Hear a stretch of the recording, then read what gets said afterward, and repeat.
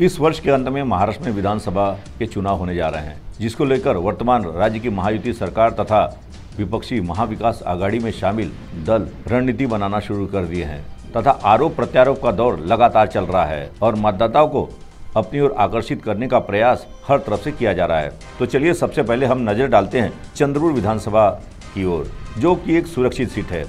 जहां वर्तमान में किशोर जोरगेवार विधायक हैं, जिन्होंने पिछला विधानसभा चुनाव एक निर्दलीय विधायक के रूप में बड़े अंतर से भाजपा के नाना शामकुले को पराजित कर जीता था। वहीं इस बार के विधानसभा के चुनाव में विधायक किशोर जोरगेवार को लेकर तमाम तरह की अटकलें लगाई जा रही हैं। अंतिम समय में वे किसी न किसी पार्टी का दामन थाम सकते हैं, मगर स्वयं अभी तक जोरगेवार ने इस संबंध में अपना पत्ता नहीं खोला है। वहीं दूसरी ओर इस सुरक्षित सीट को लेकर एक बार फिर कई भावी उम्मीदवार सक्रिय होते दिखाई दे रहे हैं, जिसमें कांग्रेस के महेश मेंढे के साथ कुछ महीनों पहले पुलिस विभाग में एक अधिकारी के रूप में सेवानिवृत्त हुए और वर्तमान कांग्रेसी नेता सुधाकर अंबोरे, पूर्व नगर सेवक प्रवीण पडवेकर या कोई और कांग्रेसी चेहरा। दूसरी ओर अगर हम भाजपा की बात करें तो पूर्व जिला परिषद के सभापति ब्रिजभूषण पाजारे, पूर्व नगर सेवक राहुल घोटेकर, पूर्व नगर सेवक तथा भाजपा नेता राजेश मून या कोई और चेहरा, जो अभी तक खुलकर सामने नहीं आया है। मगर आने वाले विधानसभा चुनाव के लिए अनेक भावी उम्मीदवार विधानसभा की समस्याओं को लेकर आंदोलन मोर्चा निकाल रहे हैं, जैसे कि बहुजन समता पार्टी के मुख्य संयोजक प्राध्यापक दिलीप कांबड़े, आशीष मासिरकर आदि का समावेश है। और अक्सर किसी न किसी कार्यक्रम में आप सभी इन भावी उम्मीदवारों को एक साथ मंच पर देख सकते हैं। वहीं मनसे सुप्रीमो राज ठाकरे ने अपने चंद्रपुर के दौरे के दौरान चंद्रपुर विधानसभा तथा राजुरा विधानसभा के उम्मीदवारों की नामों की घोषणा की, जिसमें चंद्रपुर विधानसभा सुरक्षित सीट के लिए मनसे नेता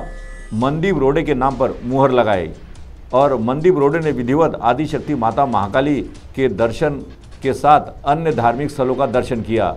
और उन्होंने अपने समर्थकों के साथ प्रचार करना भी शुरू कर दिया है। चलते चलते एक और हम आपका ध्यान दिलाना चाहेंगे कि अभी कुछ महीनों पहले अप्रैल में चंद्रपुर वनी आर्नी लोकसभा के चुनाव संपन्न हुए थे, जिसमें वर्तमान सांसद प्रतिभा धानोरकर ने राज्य के वर्तमान वन सांस्कृतिक कार्य, मत्स्य व्यवसाय तथा जिले के पालक मंत्री सुधीर मुनगंटीवार को पराजित किया था। और उन्होंने कार्यक्रम के दौरान अपने मनोगत में स्पष्ट कर दिया था कि चंद्रपुर वनी आर्नी लोकसभा क्षेत्र के अंतर्गत आने वाले सभी 6 विधानसभा की सीटों की उम्मीदवारी के चयन में उनकी महत्वपूर्ण भूमिका होगी। वहीं दूसरी ओर भाजपा हाईकमान किसको उम्मीदवारी देता है और एक बार फिर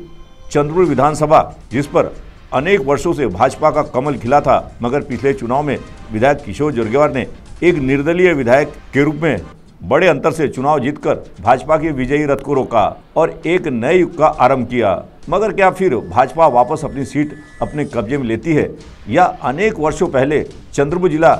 जिसे कांग्रेस का गढ़ माना जाता था, फिर से कांग्रेस लोकसभा चुनाव की तरह कमबैक करती है?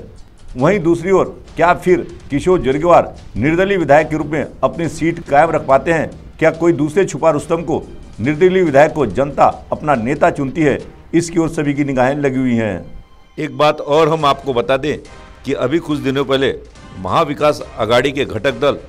शरद पवार राष्ट्रवादी कांग्रेस पार्टी के कार्यकर्ताओं की एक बैठक हुई थी, जिसमें उन्होंने चंद्रपुर और बल्लारपुर विधानसभा की सीट शरद पवार राका गुट को देने की मांग की थी।